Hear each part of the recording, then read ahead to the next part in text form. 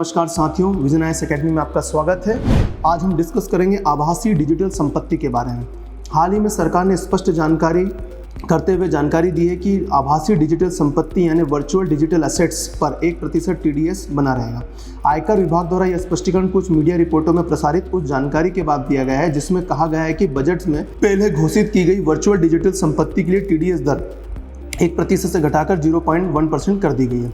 Crypto कारोबार पर 1% TDS क्या है? क्रिप्टो करेंसी परिसंपत्तियों से होने वाले लाभ पर 30% कराधान के बाद केंद्र सरकार द्वारा 1 जुलाई 2022 से प्रत्येक व्यापार के हस्तांतरण या प्रतिफल पर 1% TDS लागू किया जाएगा।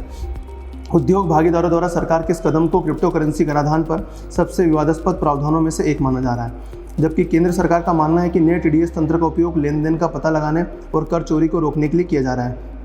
TDS क्या होता है?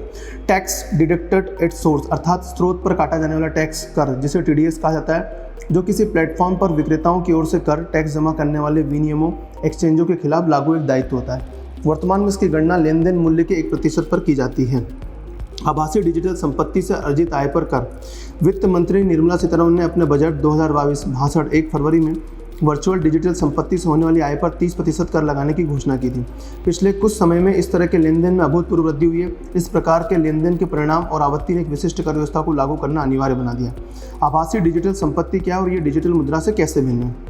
सरल शब्दों में आभासी डिजिटल संपत्ति का मूल रूप से मतलब क्रिप्टो करेंसी या विकेंद्रित वित्त और अपूर्णीय टोकन यानी NFTC से है।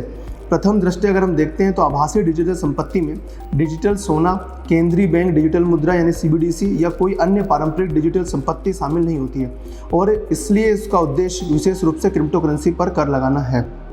क्या भारत में 30% कर का मतलब क्रिप्टो संपत्ति को वैध कर दिया गया है?